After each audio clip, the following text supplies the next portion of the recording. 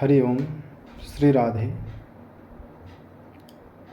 श्रीमद्भागवत महापुराण में वृत्रासुर ने भगवान की बहुत ही सुंदर स्तुति की है। वह तो है असुर, पर भगवान में उसकी ऐसी प्रीति है कि वह ऐसा स्तुति करता है जो बड़े बड़े देवता भी नहीं कर सकते।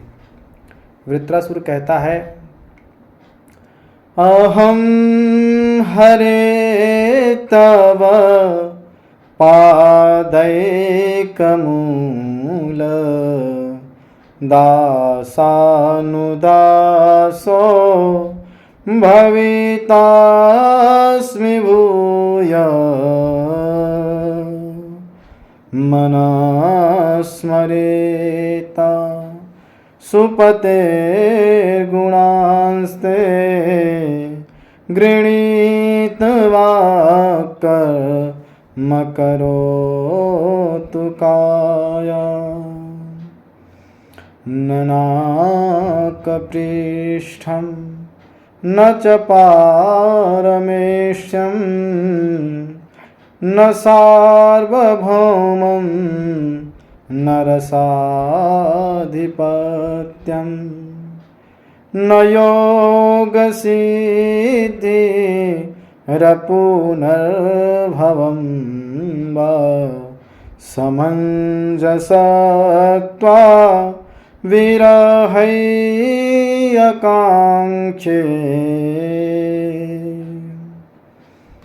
अजातपक्षा इव मातरं खगा स्तन्यं यथावत् सतराचुदार्ता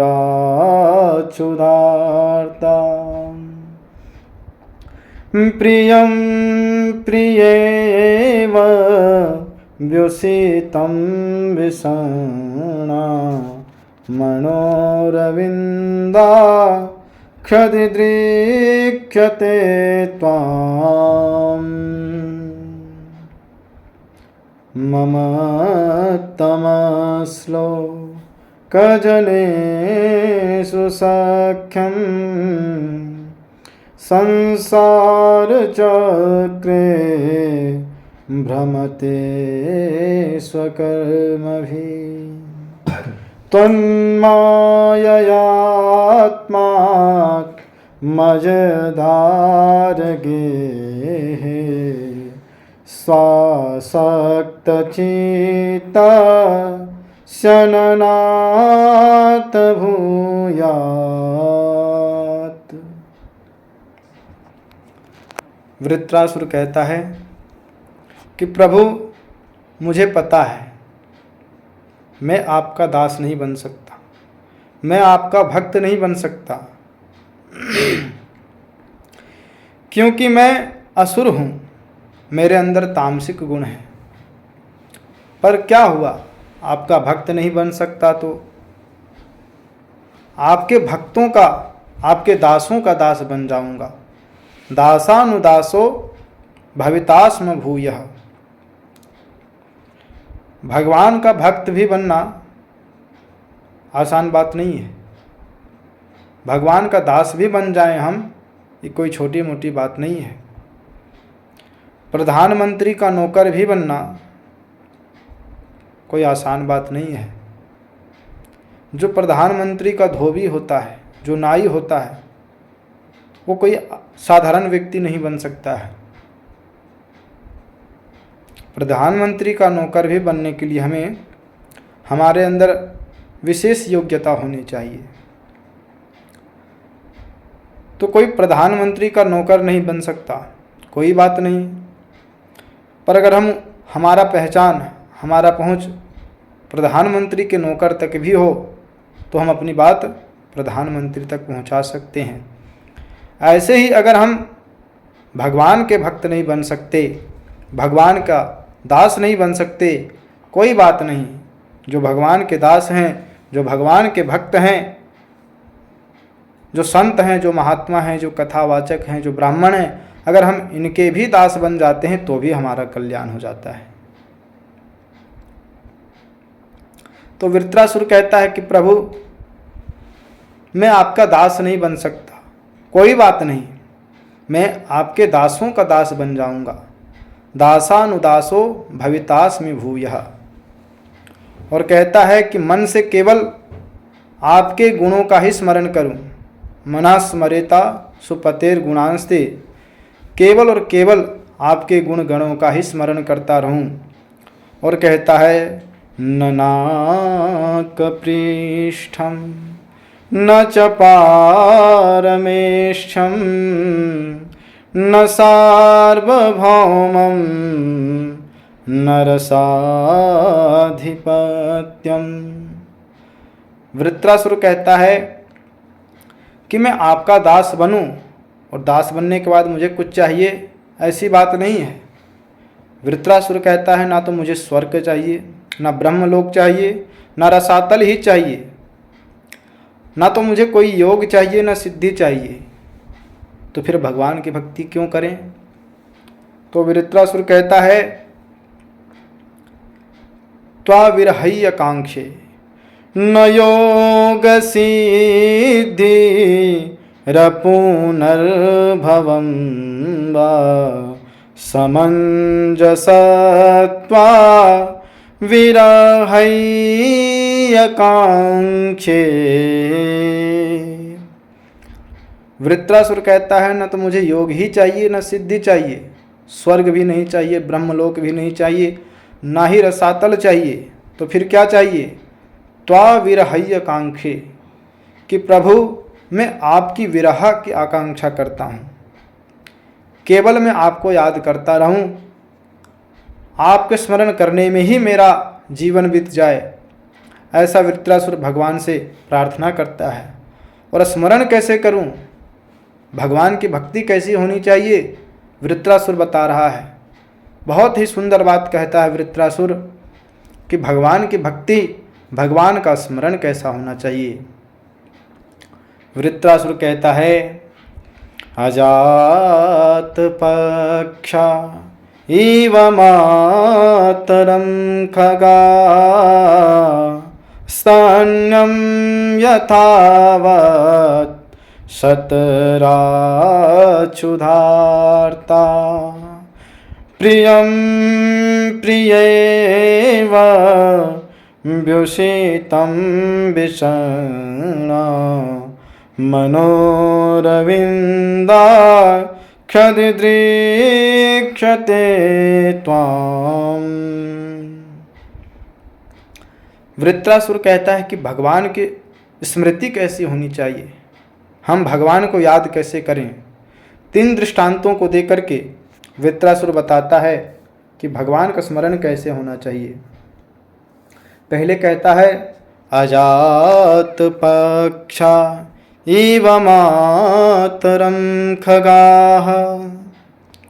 वृत्रासुर कह रहा है कि जैसे जब किसी पक्षी का बच्चा जिसका अभी अभी जन्म हुआ है, जो नवजात है, और उसकी माँ उसको घोंसले में छोड़ करके कहीं और चली जाती है, अभी तो उसका आँख भी नहीं खुला है और भय से भयाक्रांत होकर के उसकी माँ दूर चली जाती है, तो वह पक्षी का बच्चा केवल एक ही बात सोचता है मन में कि कब मेरी माँ आए। भयभीत रहता है कि पता नहीं कौन सा हिंसक पक्षी पशु आकर के मुझे अपना ग्रास बना लें।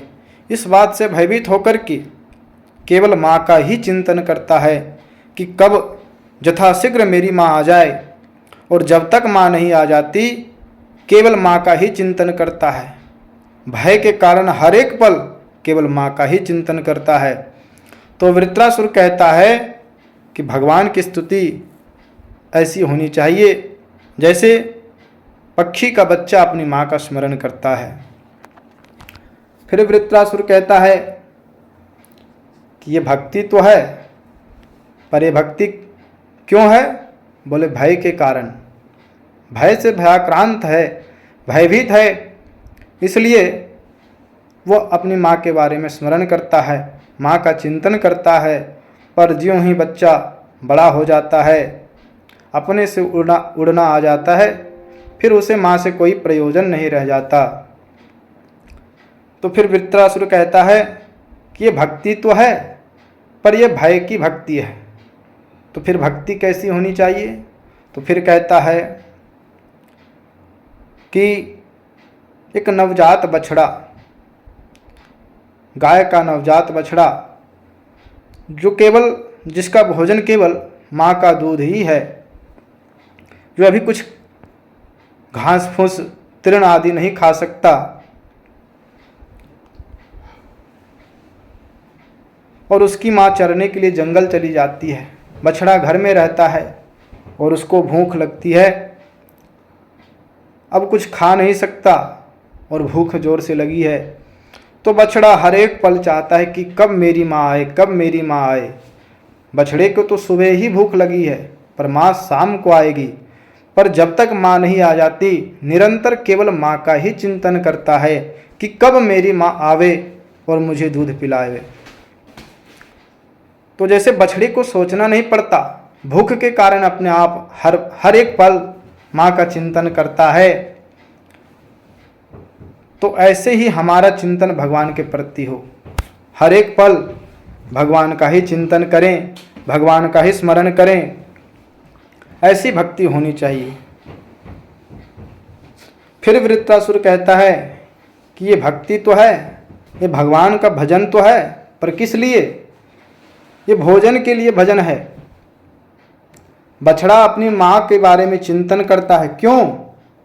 क्योंकि उसे भूख लगी है। जब उसका भूख मिट जाएगा और जब वह घास फूस खाने योग्य हो जाएगा, तो फिर उसका माँ से कोई प्रयोजन नहीं रह जाता। तो ये भक्ति तो है, पर भक्ति ऐसी भी नहीं होनी चाहिए। अब फिर वृत्रासुर तीसरा दृष्टांत देते हुए कहता है, प्रियम प्रियेव व्युषितं विषण्णा मनोरविन्दाक्षदिदृक्ष्यते त्वाम्। वृत्रासुर कहता है कि भगवान की भक्ति कैसी होनी चाहिए? बोले,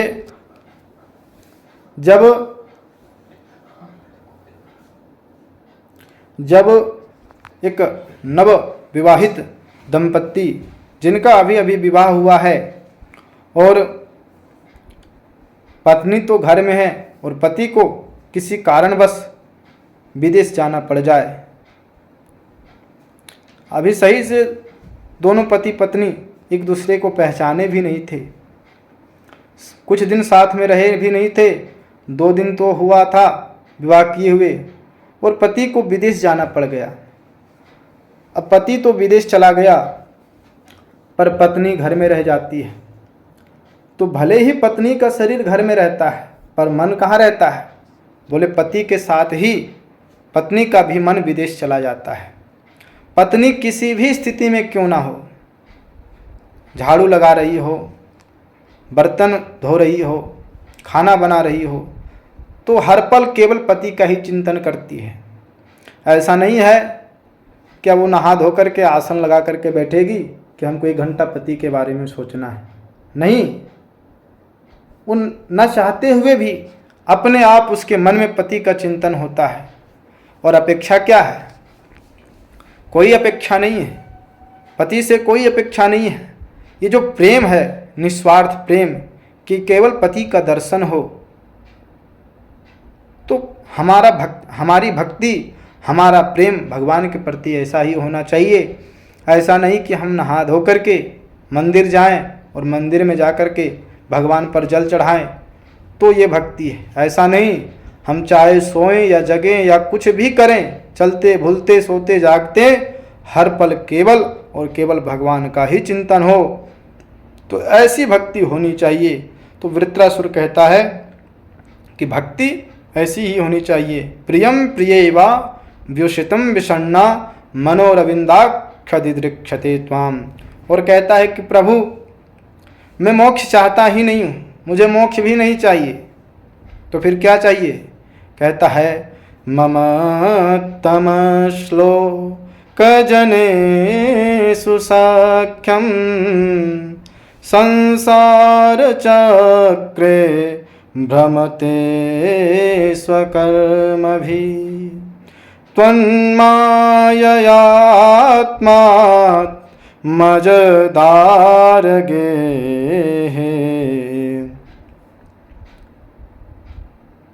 और वह वृत्रासुर कहता है कि प्रभु, भले ही मेरा जन्म मेरे कर्मों के कारण कहीं भी हो जाए, पर मेरा जन्म वहाँ हो जहाँ भगवान की चर्चा हो, जहाँ भगवान के भक्त हों, भगवान का चिंतन होता हो, भगवान का भजन होता हो, ऐसे लोगों के बीच में आप मेरा जन्म दीजिए। चाहे मैं किसी भी योनि में चला जाऊं, और ऐसे लोग जो विषयों में आसक्त हैं, जो संसार में आसक्त हैं, ऐसे लोगों का मुझे संग ना प्राप्त हो। तो यह वृत्रासुर है तो असुर, पर भगवान की कितनी सुंदर स्तुति करता है, और उसकी केवल एक ही कामना है भगवान से, क्या? विरहयत्वाकांक्षे। मैं केवल आपकी विरह की, आपके स्मरण की आकांक्षा करता हूँ। तो ये वृत्रासुर की स्तुति है। इस श्रीमद् भागवत महापुराण में वर्णन आता है। तो मैं आप लोगों के बीच एक छोटा सा प्रसंग लेकर के आया हूँ, और अगर आप लोगों का सपोर्ट रहा, आप लोग अच्छे अच्छे कमेंट करेंगे, तो ऐसे ही मैं आप लोगों के बीच में श्रीमद् भागवत महापुराण का सुंदर सुंदर प्रसंग लेकर के उपस्थित होऊंगा। सभी को मेरी ओर से जय श्री राधे, जय श्री कृष्णा।